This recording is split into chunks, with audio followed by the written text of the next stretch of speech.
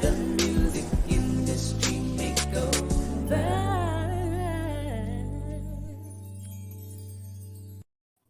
Hey, what's going on, everybody? How you doing? Welcome to another segment of the Music Industry Makeover with yours truly, DJ Roddy Ron. We got D-Ray, the producer. How you doing, bruh? What's good? What's good? What's popping? All right, we got Miss Tamika Hall is in the house. Hey, what's going on, Tamika? Yeah, hey, and then well, I guess she can't talk right now, but yeah. Oh, okay. Oh, was I supposed to say something? Okay, well, you know, say it again. Say my name again. What's up, Miss Tamika Hall? How's it going? Hey.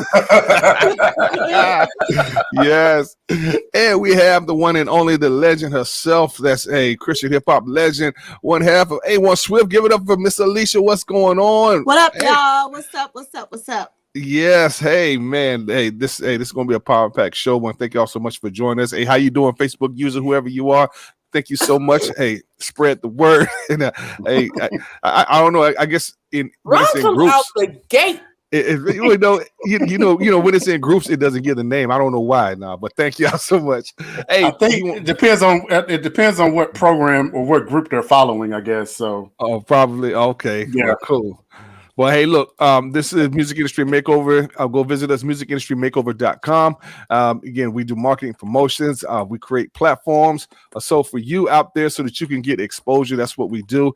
This is the podcast of the show. It's up under the umbrella of the Music Industry Network. So again, go see what we have to offer. So, and there's a whole, everybody up here does marketing and promotions, and it's showing here unity, things like that. Hey, what's going on, Marla? How you doing? DC is in the house. All right. Okay. Yeah, she's tuning in for that Anita Baker description of what we're going to talk about today. But got to give shout outs to our advertisers and sponsors. And if you're interested, if you have a business, if you are an author or a business owner or a singer, author, hey, we would love to definitely help promote you. Okay. Hey, we'll be back right after this. Man, I don't care what kind of event it is. As long as Blacky Sauce is in the building, the food is going to be right. That's what I'm talking about. Order yours today.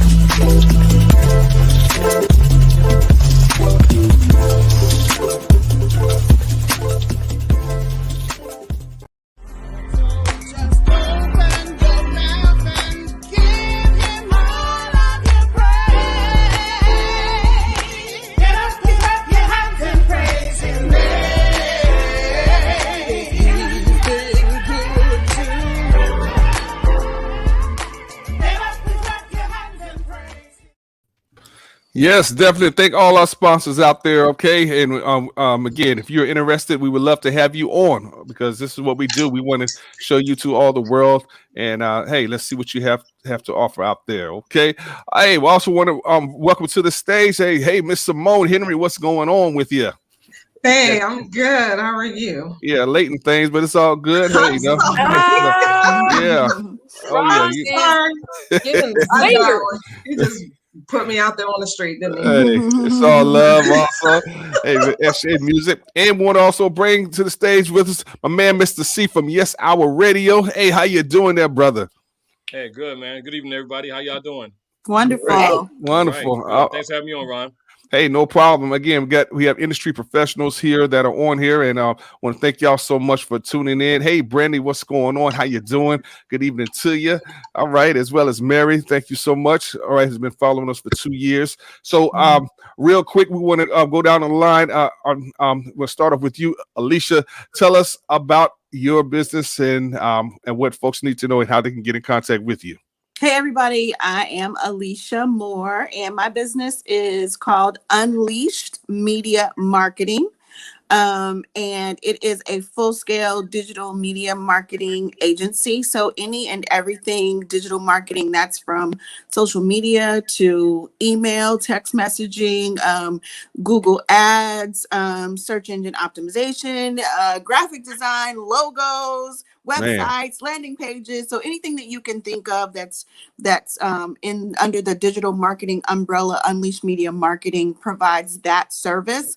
My website is unleashedmediamarketing.org, and my email address is unleashed as in social media marketing at gmail.com. You can also find me across all social media platforms. That's Instagram, unleashed_media_marketing. And then, of course, my Facebook and Twitter, all of that. You can find me by Alicia Moore or More Alicia, either one. But yes, we Definitely. are up and running and waiting to serve you all. All right, there we go. Okay, hey, Miss Tamika, you up next. Go ahead on and tell us what's going on. We can't hear you there, man. Sorry, because I had to scream on one of my kids because she's loud. But I'm excited to be back after being on a hiatus for 2 weeks, but excited to be here. Working on Tamika Inc. as always. Marketing, definitely a lot of publishing lately. So we have been busy and knee deep in publishing authors from all over the place. I worship 96 FM radio. You know, it's all about playing indie music. Yes. And really promoting the indie artists. And so, yeah, we've been busy. I have bags to, God is good though. Hey, you're a hardworking lady. Hey, you making it happen. All right. Hey, Miss Simone Henry, what's going on? Tell us about eshaymusic.com. Eshay is an artist services company. I am a coach and mentor for independent Christian recording artists. I focus on helping them to brand themselves, build their fan bases so that they can make money with their music. All right, that's what's up. Awesome. Okay, Mr. C, man, hey, talk to us, brother. Hey, introduce yourself. What's going on, man? Everybody, good evening once again. I go by the name of Mr. C, Chris James, the government name. Been in on radio, music, just a whole bunch of things for over a decade. Award-winning radio announcer, film producer. Currently working on, actually, my wife's working on a talk show. I'm also a DJ, resident DJ on that show, and also my show Live with Mr. C. So just been doing things, music and media for a little while, managing artists, just different things, and been here just trying to do my best and do my part in supporting the urban gospel music movement. Awesome. Yeah. Man, we so free, and there's his information right there. Okay, you can be seeing a lot more of them. And the last but not least, my man D Ray, the producer. Go ahead, sir. What's popping? I'm D Ray, the producer, songwriter, artist manager, social media manager, graphic artist. You name it, I do it. I represent independent urban gospel artists, inspirational artists.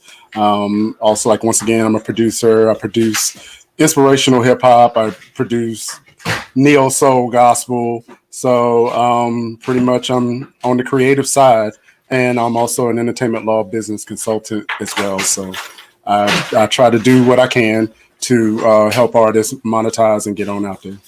Hey, that's what's up. Awesome, man. Well, look, this is the panel here. So we're going to be talking tonight. Spread the word. If you're an artist out there, make sure you share this out, because we give out some great valuable information. And we want to take you to the next level. And pretty much everybody on this panel does pretty much the same thing. We're showing this unity right here. That, again, there's no competition. There's enough room for everybody. So if you need services, reach out to one of us. All right. So we got a couple things we want to definitely talk about. We will start off. I guess Danny was waiting for this right here. We want to dive into the story concerning Anita Baker and her getting her master's, or trying to get her master's, and artists say it's all about owning your own. So, hey, go ahead, Danny, start us off, and then we'll just take it from there. Let's start it off.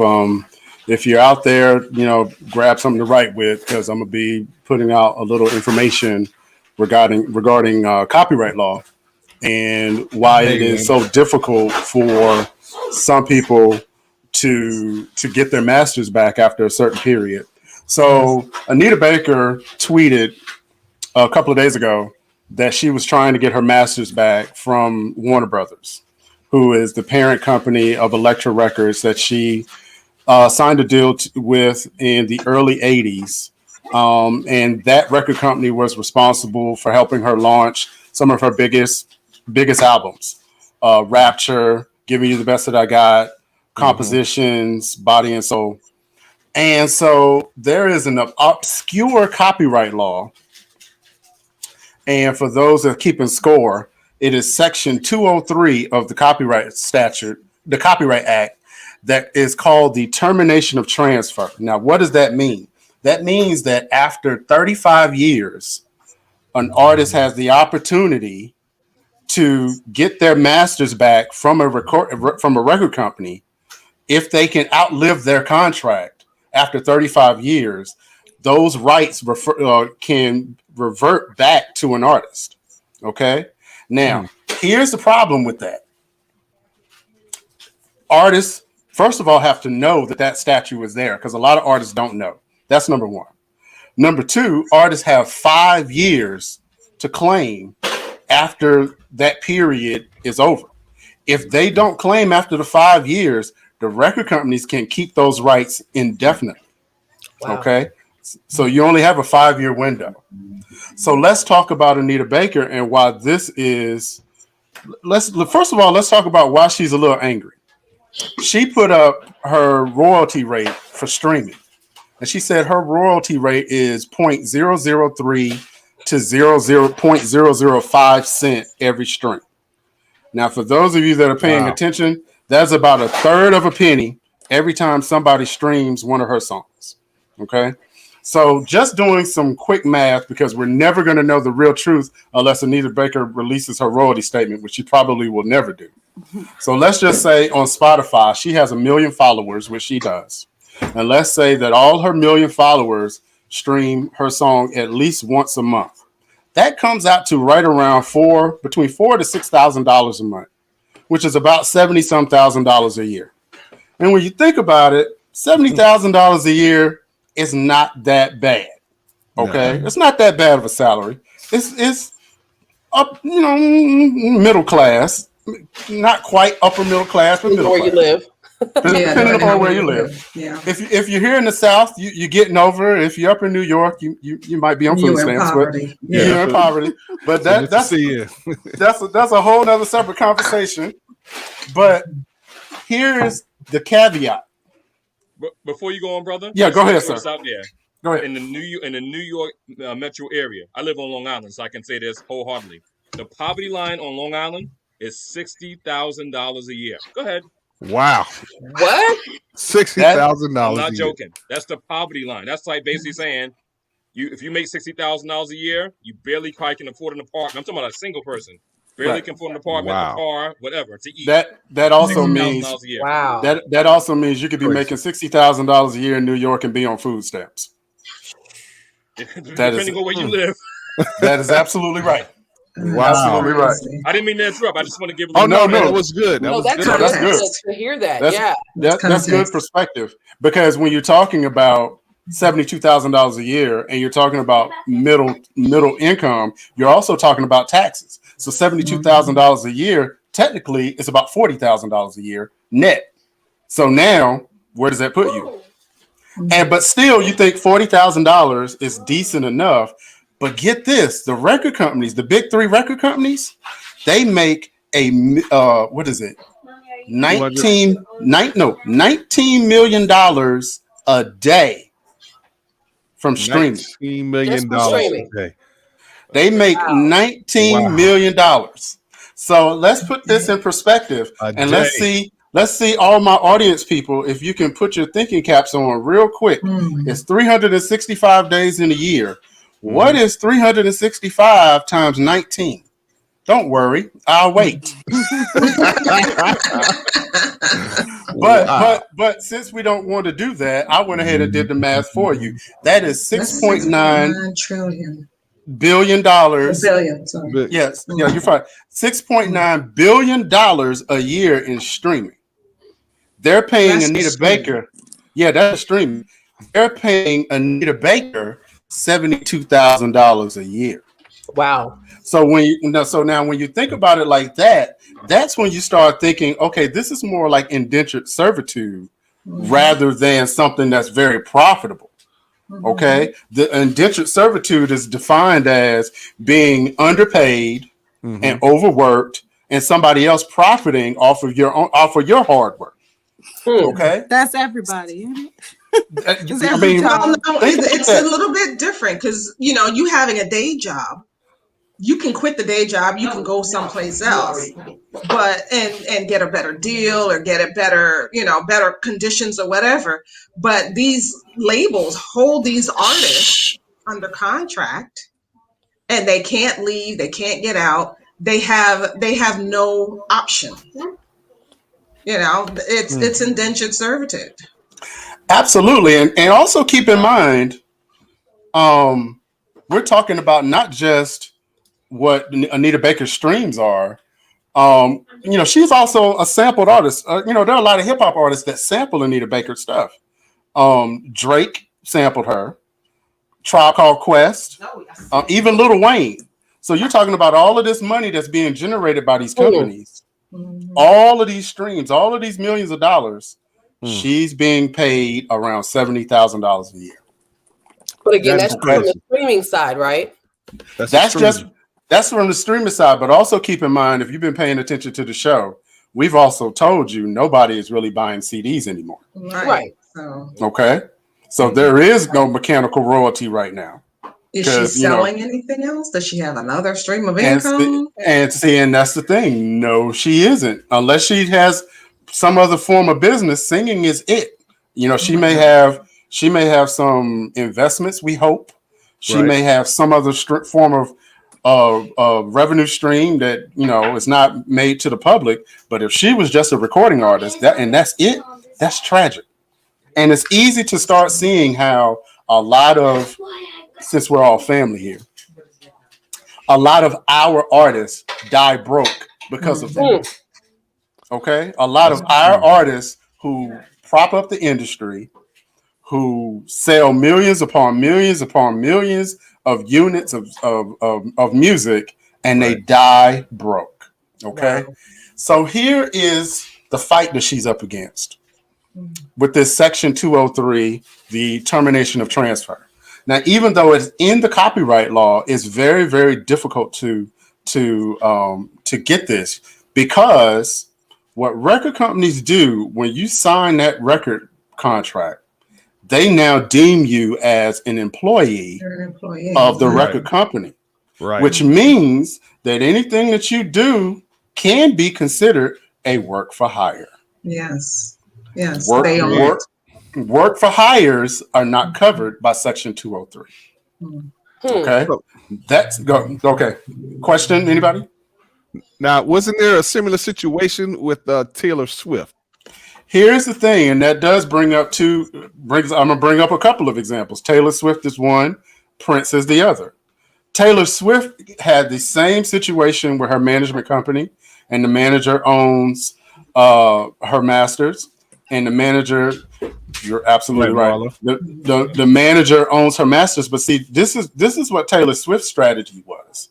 Because Taylor Swift was 16 when she came out with her first music. Taylor Swift now has decided to re-record all of her earlier stuff and release her earlier stuff. Re-release it. And so she's going to release it again next month, starting in April. And so that way she's going to dilute. Yeah, she's going to dilute the catalog, and her younger fans who have grown up with her. What is wrong with Carla?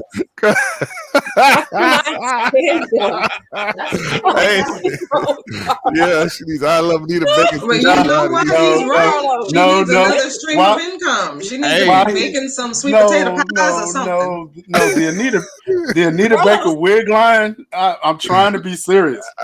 You can't have an Anita Baker wig line. She's been wearing the same hairstyle for years. Oh, God. It's not a line. It's one wig.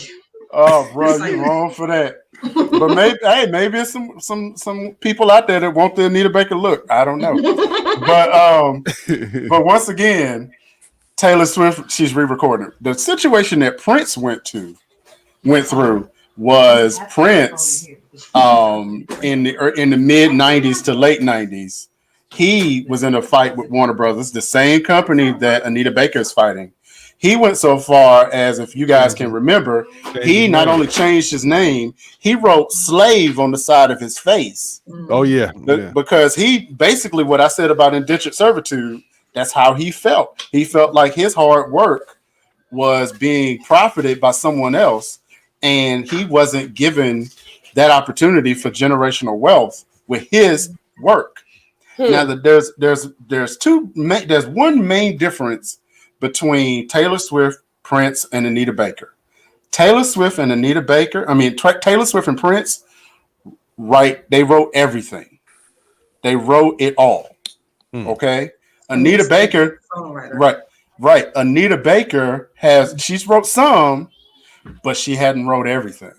And so if you can imagine, like, let's say, for example, Anita Baker's biggest record so far is Rapture. That's the one she won the Grammys on. That has Sweet Love. That has Rapture. You Bring Me Joy. Let's say she had 15 different songwriters to work on that project, right?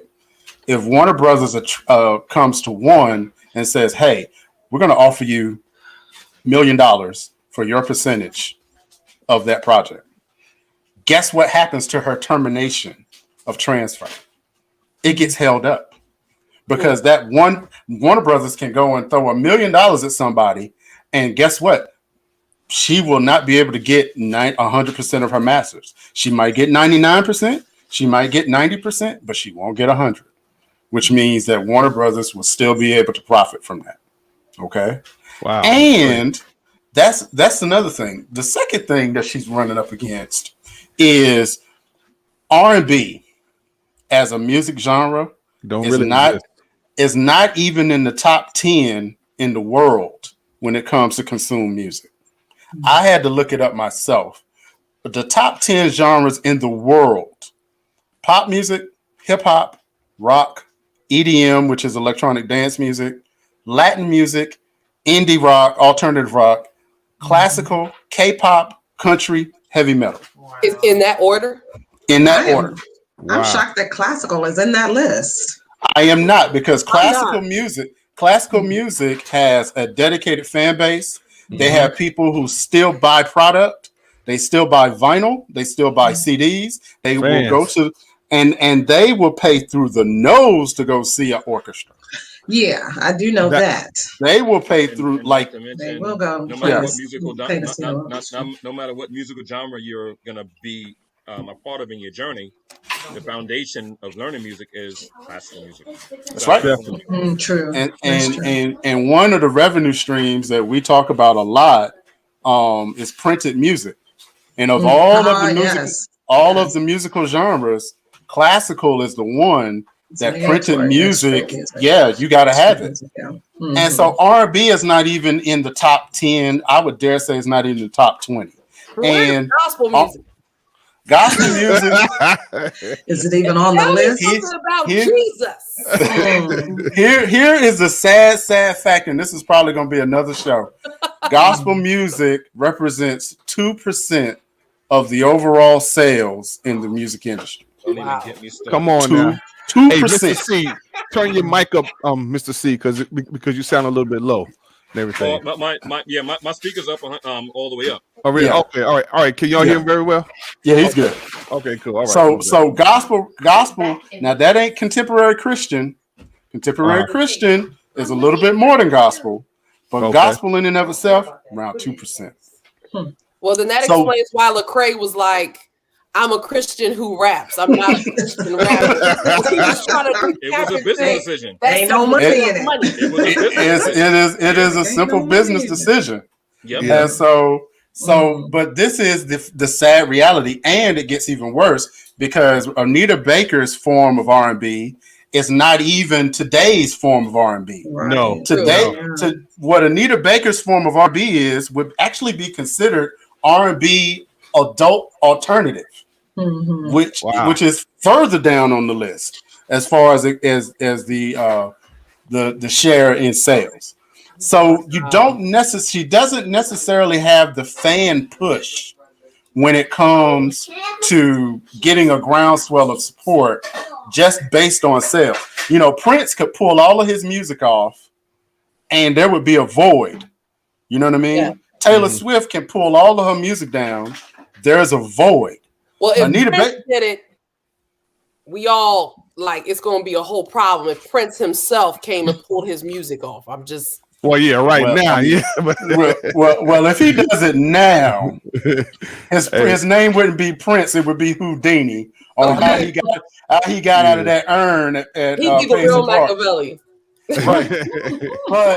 but his estate could, if they pulled it off now. Now, Mary brought up a good point that Bruno Mars is now I guess trying to bring that R&B style back or so. True. And I like it. Yeah, go ahead. Okay. But yeah, that's definitely going to be a stretch though, because it's going uphill stream. And but I want to real quick go to where you was talking about classical music and how they have a strong fan base. You know what I'm saying? So it goes to show you when you build a fan base as an artist, they're going to support you. This is why you need to focus on that. No matter what style of music you do. Right. So here's the question, and I know we have a publicist on. What would you, if you were on Anita Baker's team, Mika, if you were on Anita Baker's team, right, and you had to advise her on how to sway public opinion to help her get her master's back, what would you advise her to do? Well, first of all, I'm looking at the fact that you talked about 35 years. This conversation did not just start in 2021. It didn't just start. They started talking about 35 years probably a couple months ago, a year ago, or something like that. At the moment that she made the decision that she was going to sue for her master's or whatever that road is, I would be like, listen, we got to start engaging this younger crowd. Because here's the thing. While you were talking, I was sitting here looking, and the only thing I could find on Anita Baker is her Twitter. I mean, maybe I've missed it, but the only thing I could find is a Twitter. She only has 520,000 followers. Listen, give me those. I'm not pooping on that. I think that's a really dope number for me. But for Anita Baker, she only has 520,000 followers. I couldn't find her on Facebook, and I couldn't find her on Instagram. All of those things nowadays are a way to connect with people around the world in a matter of seconds, really with no money. So for me, I think, when you were talking about people sampling her music, I went back to years ago with JoJo.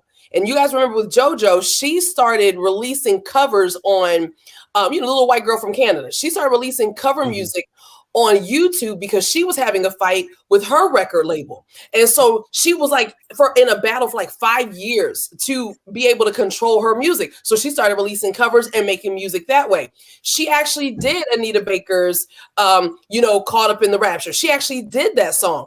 I mean, to me, my thing is, if I would have been on her team early on, I would have said, let's tap into the TikTok generation. You remember when Shirley Caesar came out with when they came out with the beans, greens, potatoes, tomatoes.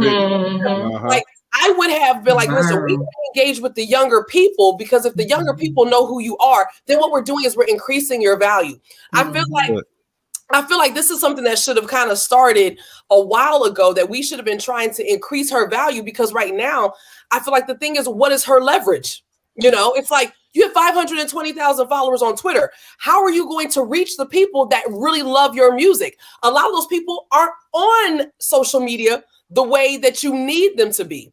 So I think at this point, for them to salvage some things, is she needs to tap into, you would think she has some celebrity friends. She's probably very loved, I would think. I've heard that she's difficult to work with, but I don't really know.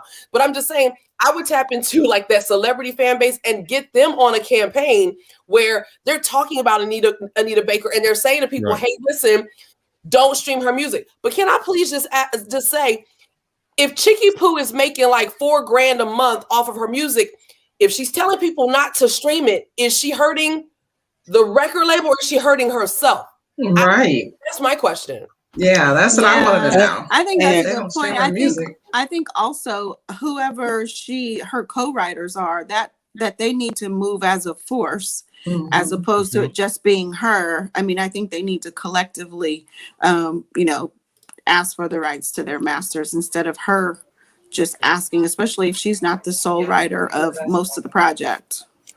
Hey, Here, Mr. C, oh, go ahead. I just think it's a couple of things.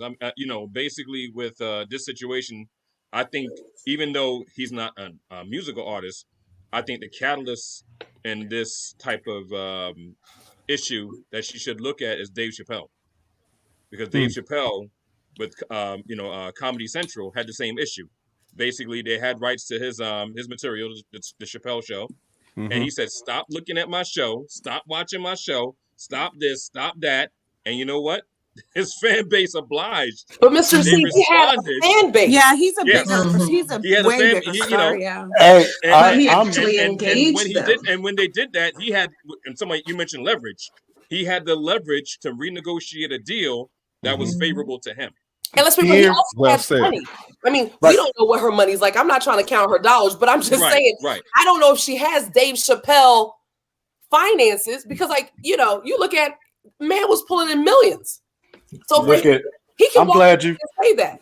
Right. You I'm know? glad you brought that up because Dave Chappelle can tell his people to not look at those old, the Dave Chappelle show, and he just cashed that check from Netflix Hello. for $60 million. Right. Right? Anita Baker ain't got no $60 million from Netflix. That's number one. Here's the two last things that I'm gonna say about Anita Baker tonight. Number one, the termination of transfer is 35 years. Right at this very moment, that only covers two of her albums, Songstress and Rapture. Okay, that's only Definitely two. needs to get Rapture. That's what everybody sings. That Rapture is what everybody sings. Rapture is what everybody sings, so that's the big one. But this whole legal fight that she's about to get into is only going to be for 2 records because the next record after that won't be up until 2030. That's number one. Number two, what happens when an artist dies? Their sales go up 200%. Record companies know this. So what's to say that Warner Brothers won't keep her in court for the next 15, 20 years? That part. Wait for her to die, That's good, man. right? And then her sales go up 200%, and they settle with her family for the same amount of money that they were paying her right now. Well, first of all, I'm praying that she lives into her hundreds. I mean, Me can too. we give Right. Anita more than 15 years? Hello. But here is the thing that I said that she needs to do a. That's good, Yeah. Carlos. Yeah. That's good, Who, Carlos. like Patti LaBelle? I mean, who would be a good person against Anita Baker? Because like everybody from her era, they have totally different sounds. There's only one person. There's only one person that could do a versus, in my opinion, with Anita Baker. That would be Regina Belle. But the problem with that is nobody from this generation really knows who Regina Belle is. Exactly. Right. Okay. But I will say Regina Belle has been good with staying in, like, she's been doing well with kind of being current and stuff. I mean, well, she kind of went to gospel, right? Yeah. Yeah. So never mind. So here's the thing. The reason that I brought this up. That's 2%. Never mind. But you know what? Also, Go ahead. what about? I mean, even if she does do a versus and she, creates merch and everything to sell, what's to say that her merch and stuff isn't also in her label contract and they get a piece of that? That's a good question. I would hope. Managed years ago, he was like conceptualizing I think a T-shirt brand, and he asked me when he signed an agreement with me. He was like, "Does the T-shirt or the merch, is that included?" I actually said, "You know what? Go ahead and do your thing." I chose not to like try to fight to have his merch sales percentages in the contract. Yeah, So that's a very good point you brought up. That is known as a 360 deal, where record companies get a piece of everything, all of your revenue. Here's the real danger in her going to war with Warner Brothers. Let's say she gets hard up for money or she wants to go back on the road. Guess who can say, yeah, go back on the road, but you can't sing none of the masters. You can't sing none of the music that we own. Wow. Which means she's going to piss off her fans because they want to hear all the popular songs. Exactly. She's not going to be able to sing the hits. So the reason that I brought this up, and we're talking about it now, is for your independent artists out there, hold on to your masters for dear life. Anita Baker started out as an independent artist in Detroit, and she was signed to an independent label when she did her first record. Hold on to your masters. Your master represents your generational wealth. Lauryn Hill has one record. William, what are you talking about? That's a whole nother separate conversation. But Hold on to your masters. Hey, go ahead, Mr. C. Here's a challenge to that. If the artist saying the artist holds on to the masters and hold on to everything, what's happening now, especially in the gospel world, the gospel labels ain't really trying to mess with the artists like that no more. I went to a business conference in Philadelphia, and the vice president of, I think, talent and acquisitions from Ty Scott Records was there. Can't remember his name. It was a good brother.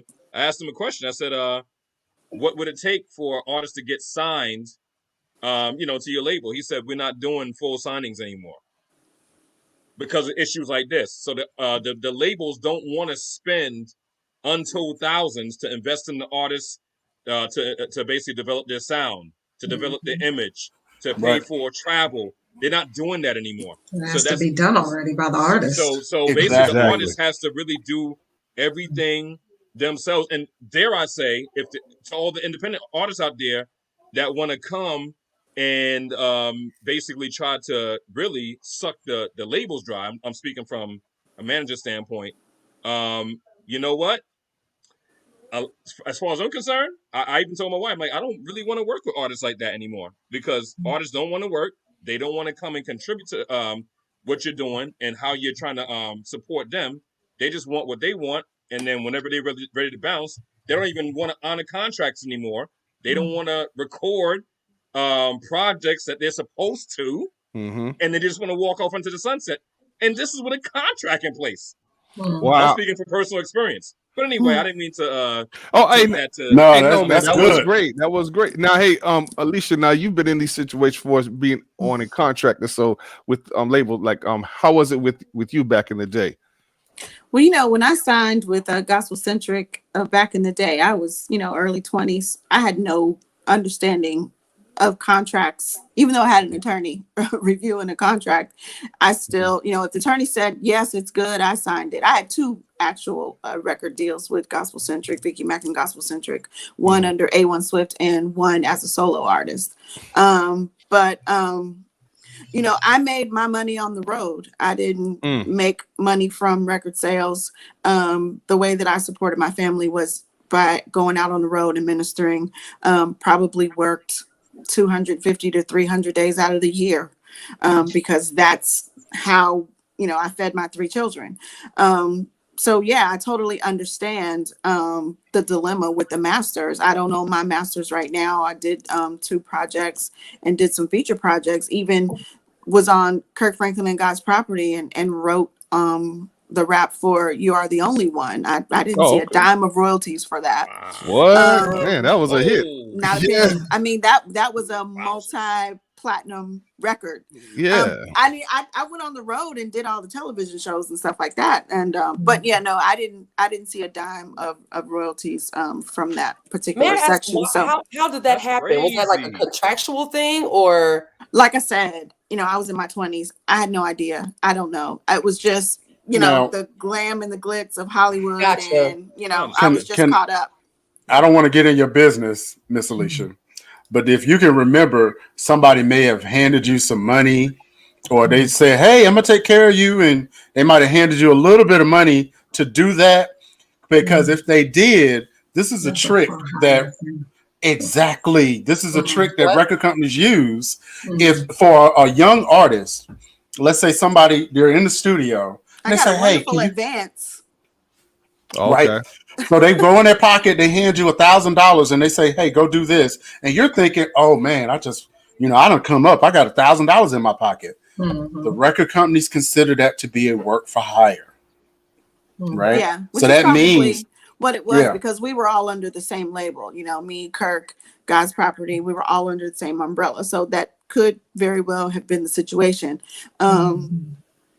But if I had known then what I know now, that would have been a totally different situation. But yeah. And real quick, I want to pull this up right here too. You know what I'm saying? Hey, she has the most expensive Christian hip hop CD in Yes. the world. Okay. Hey, Yes, look, I ain't lying. $902.81. Y'all see that right there?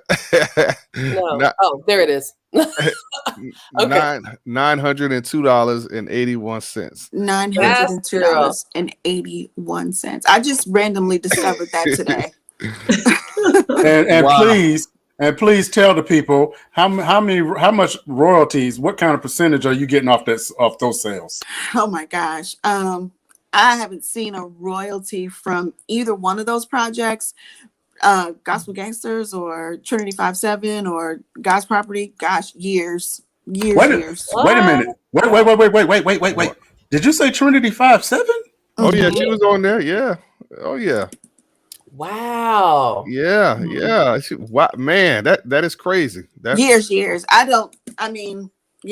haven't seen anything from BMI for at least, gosh, I'd say 10, 15 years maybe. Now, I've heard a lot of people say you actually have to go to them and like make them pull your stuff up a lot of times in order for them to give you your royalties. Is that the reason, or you just think that it's just? Well, I don't think that's the reason. I think it's just that, some not being naive about contracts and what I'm actually signing. I just signed all of my royalties away. I signed my money away. I'm pretty certain of that. And a lot of times what record companies have done in the past is they will bury the language that you're selling your rights away in legalese and legal jargon. And you're signing a 50-page contract. Carlos, you know what I mean?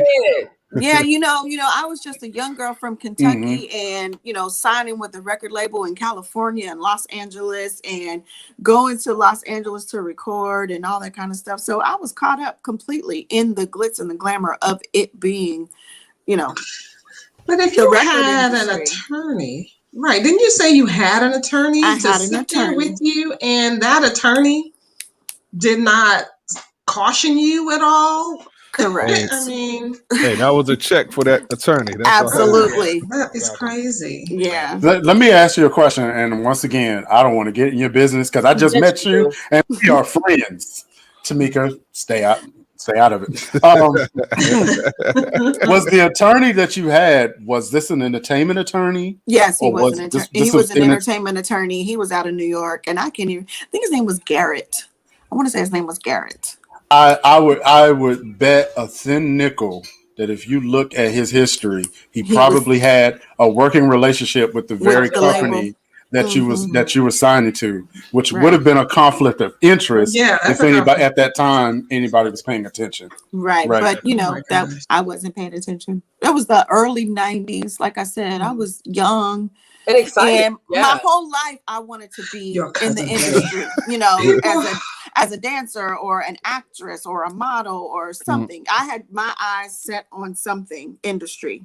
Right. And so having that opportunity, that's all I cared about. You know what? Before we continue, I know a lot of people out there in the comments are joking and it's good and it's comical or whatever, but I need y'all to be real about something. This is the reason why a lot of our artists die broke. Yeah.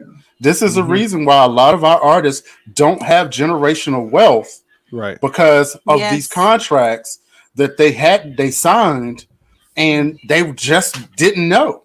I mean, think about George Clinton, P-Funk, Funkadelic, Parliament. He hadn't gotten royalties since the early 70s. He signed it away. Wow. You think about a lot of the songwriters who wrote for Elvis, who wrote for a lot of the so-called architects of rock and roll. A lot of them didn't have generational wealth. Why?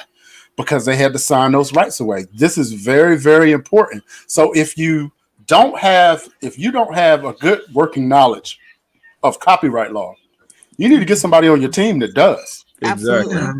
Because this is serious. I remember somebody that I just started working with. I said, well, send me the contract, because we had a question about why she wasn't getting her royalty statement from a song. I said, well, send me your contract. And right in front of me. I was like, circled it. That's where you gave your rights away, right there. You know, she was like, why didn't somebody see that? I said, because they probably either they didn't read it or they didn't understand what they were reading.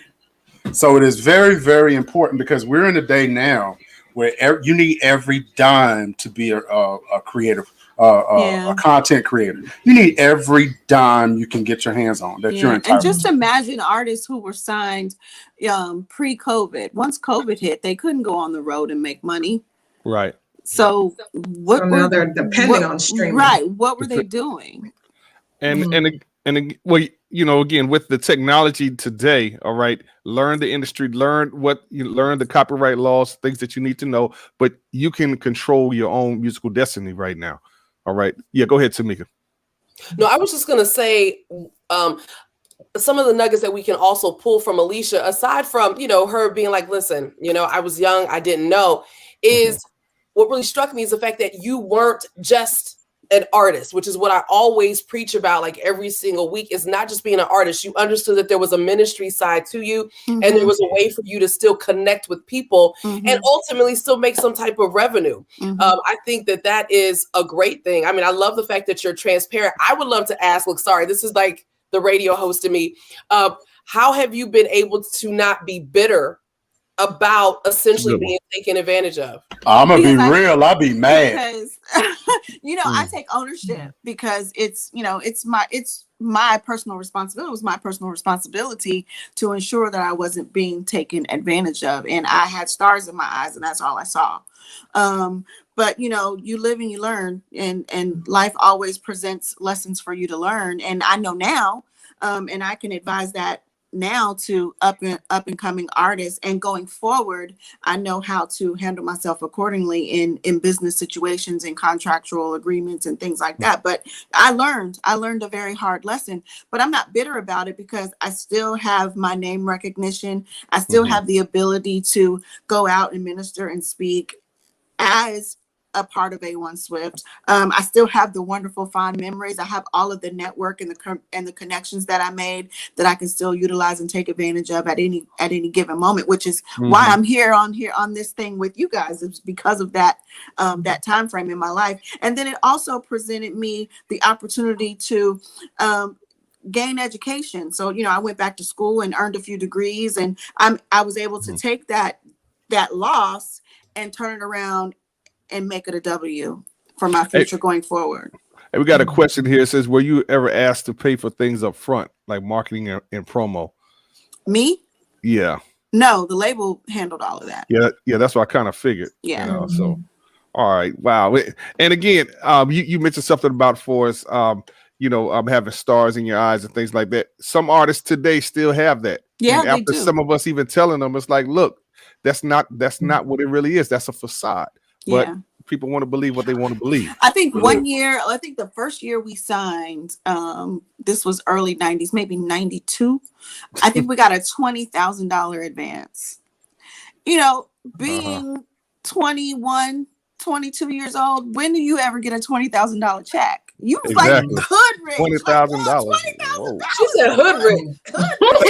It's true for a 20-something-year-old from the hood. I mean, that's a lot of money. You get a check for $20,000 in your young 20s. You're not even 25 yet. Right. You know, you think you're rich. That's, you know, you made it. You established. That's a lot of people like, give me the whole whale. Like, no, I'm going to date myself. $20,000 when I was 20. Yeah, I'm going to get every cross color. I'm going to get every car knife. I never got into cross colors. I want every color in Benetton, every color they got. I want MCM. Nobody's thinking at that point in your life about saving up, putting some away for and investing for the future, or anything like that. You're not thinking about that. Nope. No 20-year-olds thinking about that. No way. No way. Yeah. Hey, William said he asked the question because if the label had fronted everything, would you still have those opportunities afforded to you? That's a good question. What do you mean? Say that again. I asked that because if the label had not fronted everything, would you still have had those opportunities afforded to you? If I didn't sign to the label, is that the question? No, if you hadn't, if like they hadn't paid for all of the marketing and everything and the promotions, would you still have had the opportunities that were given to you? Well, no, because like I said, I signed in the 90s. We didn't have social media and, all of the tools that are available now for independent artists. I signed in 92.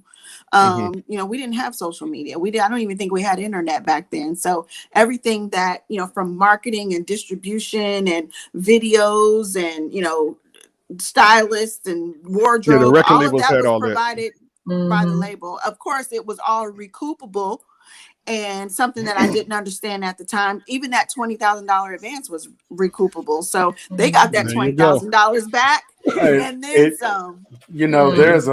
There's a horror story that we were told our first day in entertainment law, where there was this popular group in the 90s. I'm not going to name them, but y'all may be able to guess. Yeah. And listen to the story. They jumped in a car. It was 4 of them.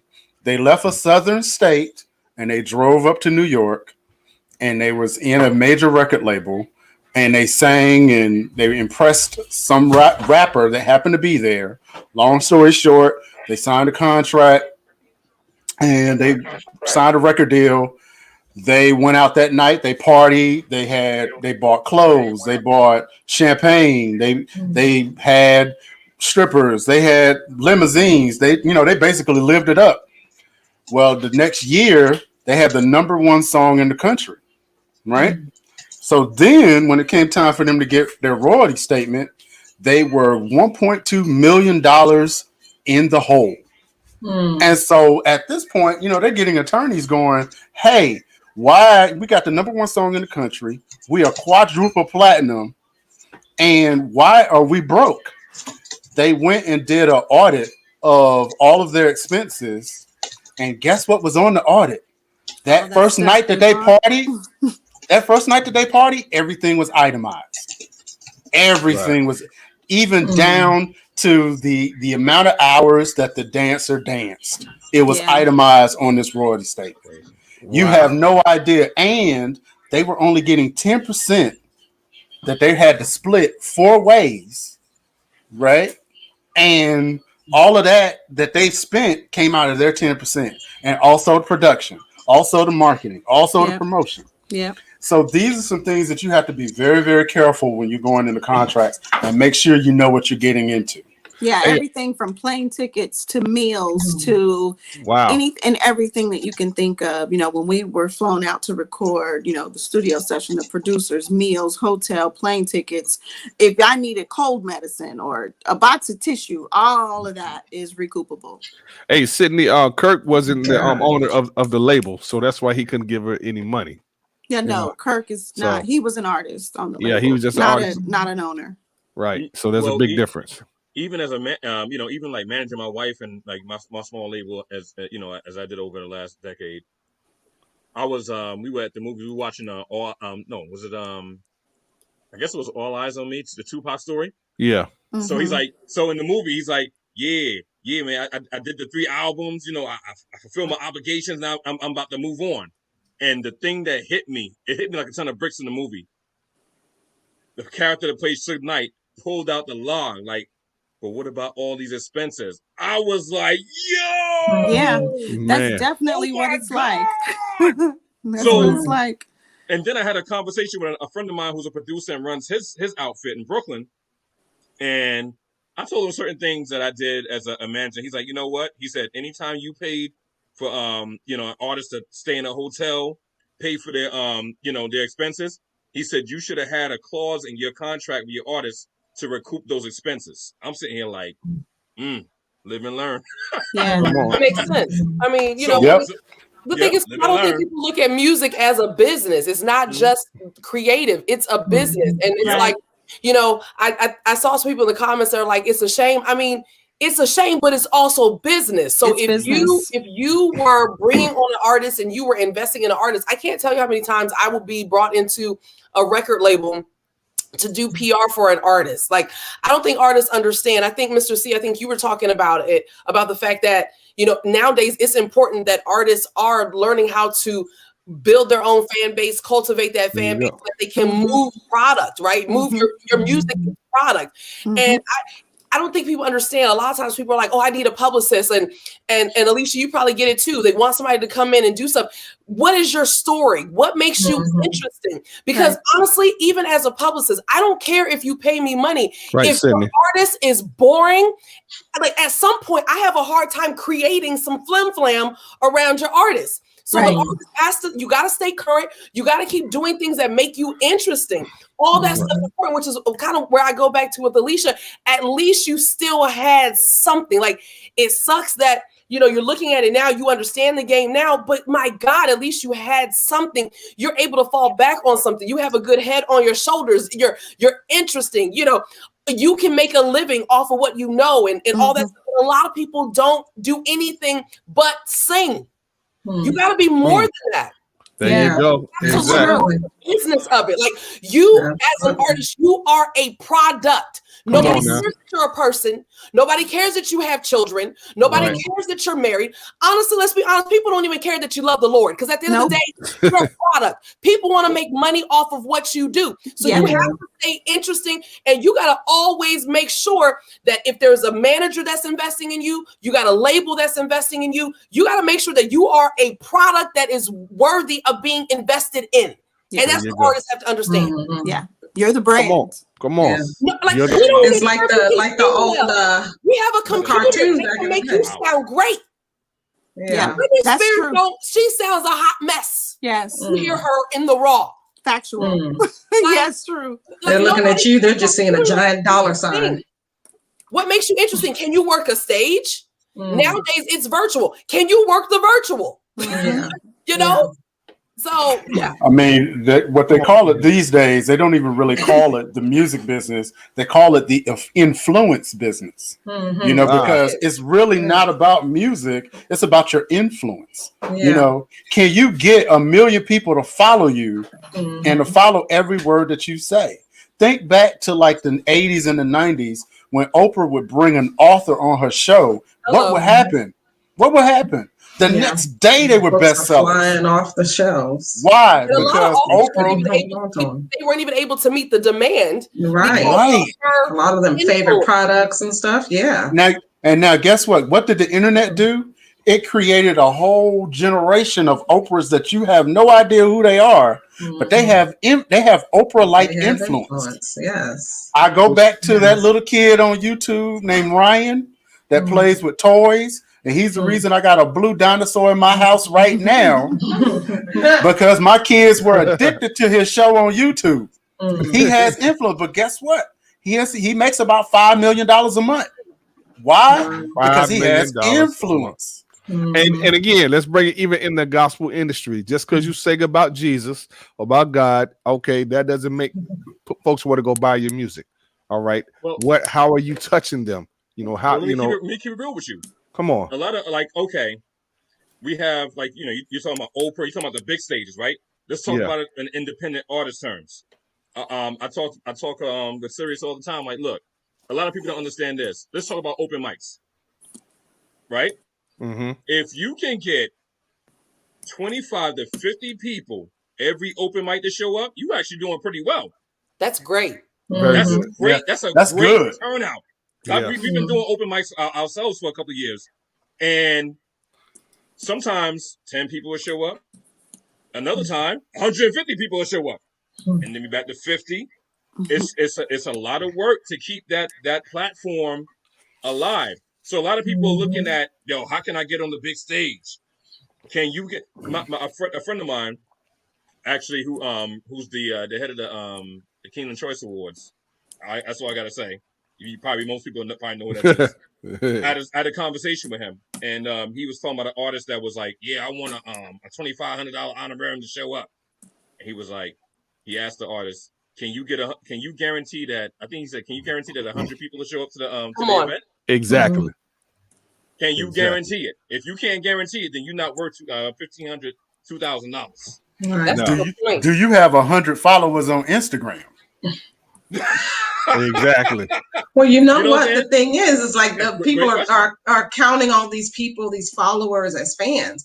I hear artists telling me all the time, "Oh, well, I've got 5,000 likes. I've got, all these thousands of followers."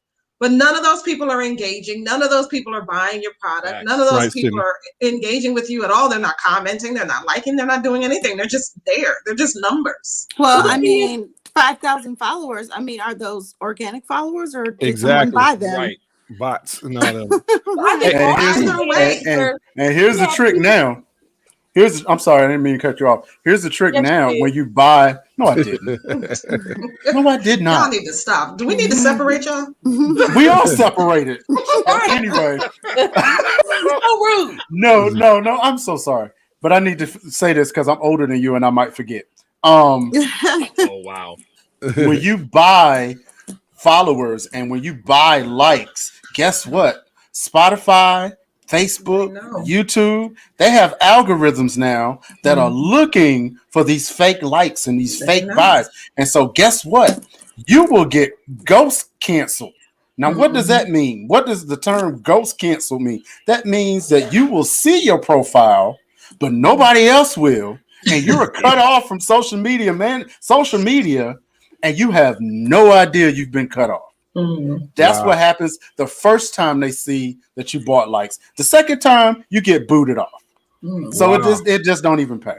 Hey, William got a question here. I guess for you, Alicia, knowing what you know now, would you sign the same type of contract today if you didn't have the influence of social media? No. Never. Okay. No. I never imagined that No. you would. No. Right. Absolutely not. So you artists who is watching this, don't sign it. And you really, the biggest record label right now is social media. Okay, this is the biggest record label. It has everything. Social media is it. Yeah. And, I mean, to put that topic in discussion about like turnout, Lecrae, arguably the world's most famous Christian rapper. I went to a couple of his concerts back to back at PlayStation Theater in Midtown Manhattan. The first time we went there, I would say, and here's a guy who's real popular. It was a Monday night. About 1,100 people showed up. You would think 20,000 people would have showed up. Only 1,100. That's a small number. Just to put it in perspective for you. The next time, I think it was like maybe 2,000 people, maybe 2,500 people. The next time at that same venue. But yeah, this is the world's popular. Now, was this before or after he spoke up on George Floyd?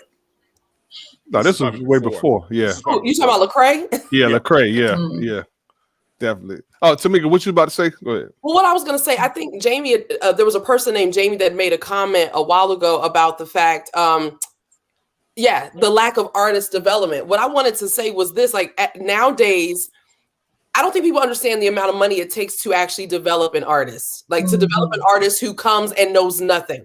What people want now, if you remember that you are a product, people need to understand that their investment of time in you is going to be worth it. Like it takes a lot of time and it takes a lot of money to develop an artist. And one of the things I want to say is like, we were talking about all the things that artists aren't doing.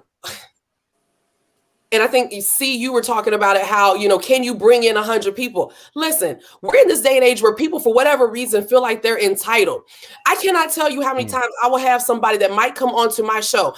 I have literally been building a platform for over 10 years, right, on social media. And I will bring somebody onto my show and they won't even post that they are going to be on my show. Same and then you expect that you're supposed to get a large turnout. Guess what? My audience loves me. My audience doesn't know you. So what you need to do is you need to understand that you got to post about it too, because your audience needs to understand that you're credible. Your audience is like, oh, you're going to be on Tamika Hall's show. Oh, you're going to be on, Music Industry Makeover. But you got people right now, they think, okay, I'm going to command $2,500 to show up at a venue. And you feel like you don't have to sell a ticket. Like, what is wrong with you? Come on. I'm telling you, there's nothing that makes me more angry than when I let somebody come onto my platform and you don't even promote that you're going to be there. I will never bring you back to my platform again. I know that's I right. will never do it. So what do you think? That is me having something on social media. What do you think about people that you're developing them and you're a record label? and you're giving money to them. You paid a publicist to create a story. You paid graphics designers. You paid stylists to come in, and the artist feels like they don't even have to sing a note from their album. Right. And then the artist is like, I don't understand why I got dropped from the label, baby, because you're not interesting. Exactly. You don't have to put any work in. I'm sorry. Hey, I love it. I love Boy, somebody order that lady a pizza.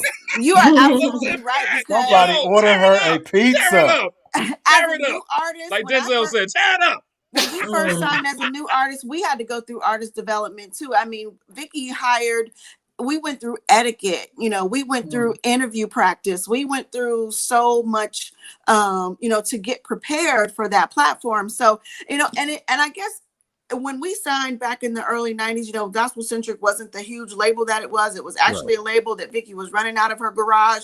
So we went to the GMWA and the GMA. And as an artist, we were handing out our CDs, handing out flyers, networking and talking to people right along with Vicky and Neely and Troy Clark. God rest his soul. Troy passed away in November. But all of the people that were doing the legwork and promoting, the artists were doing that as well. So I guess I just learned that this is how you push yourself and put yourself forward.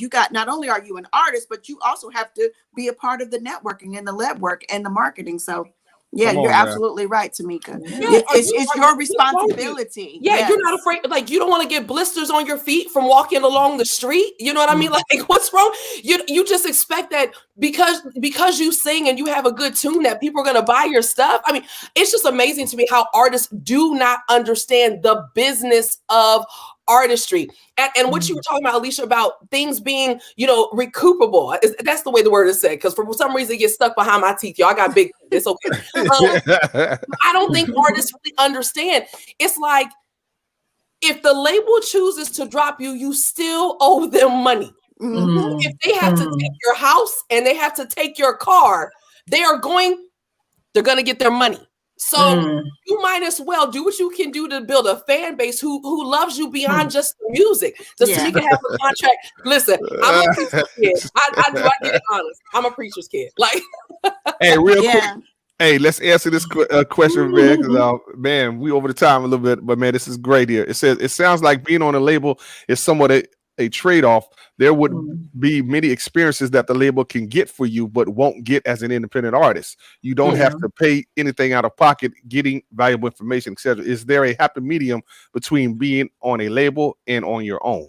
Yeah, you actually are paying out of pocket, because whatever the label spends on you, they're going to get back. That's true. You actually are paying out of pocket. There's never a situation where you sign to a label and you're not paying anything out of pocket. Or you gonna pay out of pocket. Yeah, you just don't pay. It's just not right up front. The back end, it's gonna be at the back end, but you're gonna pay.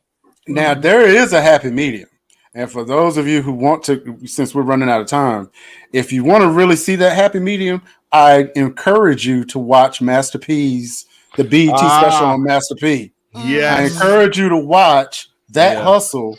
And there are many artists such as that did it like Master P, Luke, Shirley Caesar, artists like Ready for the World, who basically they were so big as MC Hammer. They were so big as independent artists. Yeah, they came in big. Right. So when they signed their deal, they really weren't signing record deals, they were signing distribution deals. And that's a difference, because you're a 50-50 partner at that point. Wow. And you own your masters. Yeah, you can come in with way more leverage if you've got a million fan base behind you. Like, I've already sold a million CDs out my trunk. So right. So like, what I need you for. Right. What I need exactly. Ron, you said the biggest record company is social media.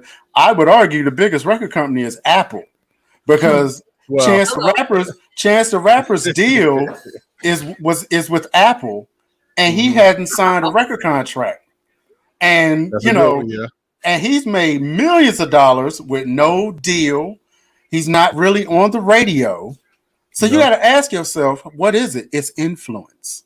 Is Square kind of trying to set themselves up? Because didn't Square 100%? Yes, like Square now is offering business loans to people based off of your transactions. Like, as a business owner, I use Square. Same And here. Me too. They come to me with offers every week, and it increases. And they're like, hey, based off of your volume, we'll give you a business loan. And then on the back end, so they take a percentage of every single sale that would come through. If I did it, I'm not, but you know, they'll take a percentage and stuff. So you think they're trying to set themselves up with them acquiring part of title? Absolutely. Absolutely. Yeah. Absolutely. Because think about it. And we talked about this in a previous show. You have the mechanism to own your own supply chain as an artist, wherein you have your product, your streaming royalties, your merchandising, your virtual shows, your actual shows, your concert tickets, and all of it can be coming through Square. And what somebody brought up the other day, which was amazing, I think another guest, because of technology, you don't have to wait 6 months to get paid. No, you could get paid right then. Yeah. Right, and it shows up on your phone, and it shows up in You can have Bitcoin. Yeah, that's what we're talking about. Yeah, you know, that are like cutting edge. So yes, they are setting themselves up for that. Well, you know, Alicia, what her company is doing is really next level too, in terms of like the text marketing, so that you literally are going direct to the fans and selling direct to the fans. So honestly, you could almost even cut everybody out, even if you're willing to do stuff with Cash App. You know, if you're just willing to wait a couple days, you'll get 100% of your money. You know what I mean? Right. So listen, I want all my money. Don't you even keep 10 cents. Right. Not a penny. I want it all. Listen, I will wait. Give me my money. Like Alicia Sydney wants to know if you have an album out now. Or I do not have an album out right now. You know, a lot of people be like, "Oh, you need to drop another CD. You need a CD. Lord help me, Jesus. You need to drop some more music. Drop some more music." I said, "Okay." But you know, I just started this business in November of last year, and I am really trying to nurture my baby, Unleash Media Marketing. I have found my niche, my passion, digital media marketing, and I'm just 100% involved in helping it grow and making it become hugely successful. There it is. Honest, the money is in the songwriting and the ownership anyway. Yeah. Right. So my thing is release music because you love it. Yes, that's the only reason I would sell our music because you already have writing credits for days. So there you go. That's the difference. You know, when you boss moves. Yes, Hey, yes, ma'am. Sydney, that's her business right there. And again, we over the limit because normally, this is good, and I want to be respectful of y'all time, and that's why y'all need to tune in to the Music Industry Makeover every Thursday night because we're bringing professionals on that can help make a difference in whatever it is that you are trying to do, or so musically, okay. And all of us on this platform, we pretty much do the same thing, okay. And again, you can go and look at our websites and things like that, and we work together. So, get in contact with either one of us. All right, or all of us. Hey, Ron, don't be trying to cut out everybody on the bottom row. Oh no, I didn't cut everybody. What? What you talking about? Either one of us. You put out everybody on the bottom. All of us. I said either one of us, all of us. Hey, see, she tried to be okay. See, it's not just me. Getting you about your hosting skills. All right, we love Tamika. Yes, definitely. Hey, thank you so much for tuning in, Marla. Out there, another DC girl. Hey, man, DC be representing, man. Hey, for real. Carla said, "Can we get her to sing something?" Now who can sing in here? Well, yeah. There's a whole bunch of people that sing, but he's talking about Alicia. I guess he's talking about Alicia. I am not a singer. She's a rapper. Alicia says, "I don't rap for less than 20 grand. I don't get People have always mistaken me for a singer for as long as I can remember. You just look like a singer. I look like a singer. You got the anointed prophet look. You know, on the inside, on the deep down inside, there's a singer in there. If I give you a word after she sings. If you didn't know any better, you'd be like, "Is that Stacey Ladisar?" Not Stacey Ladisar. I have never heard that one before. I done heard Taraji and on down. Yeah, Taraji now. Yeah, I can see Taraji. Yeah, you do remind me of Taraji. Well, the only singers we got up here is Simone and Tamika, and so Hey, I know. Hey, I make a joyful noise, so it is what it is. I'm a vocalist, a collaborative vocalist. I haven't released anything myself. I was collaborating on my wife's stuff, but I do stuff. Listen, yes. And I'm not an artist. I've never released a thing. I sing But for you fun. sing? That I ain't sing true. for my own amusement. You released a concert clip. Oh yeah, that concert clip. Yeah, One song. We need to pull that up. Oh my God! Yes, let's not do Come on that. now. No, hey, all right, hey, next time. But hey, look, guys, again, thank you all so much for tuning in. We'll, hey, any last words starting off with Tamika? Go ahead. Why you put me first? Because you think I talk too long?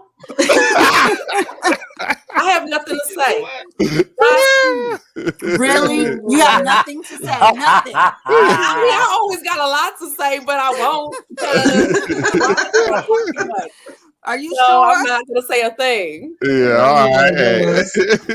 Good. Hey, Mr. C, go ahead. I mean, it's just a pleasure being on here. You can always get at me on Instagram, MRC_live. Again, just a blessing to be on this panel. Thank you very much. Amen. All right, then, Simone. If you are tuning in every week, you like this information that you got, don't just sit there and watch it. Take action and never give up. That's good. Visit me on eshamusic.com. Most definitely. All right, Miss Alicia, the singer. Artist. Independent artist, hey, be about your business. Nobody is going to handle and maneuver and care about you, your brand, your artistry, your music like you.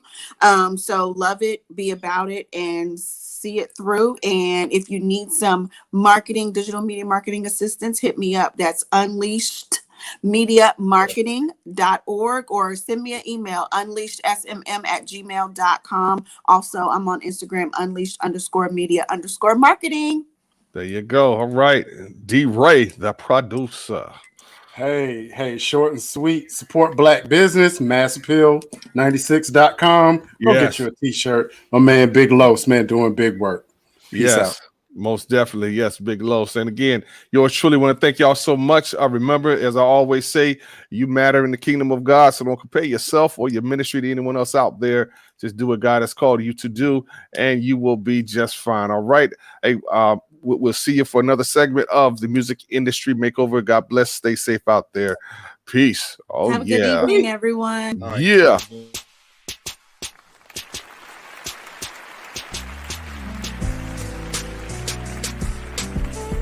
Just give me the music.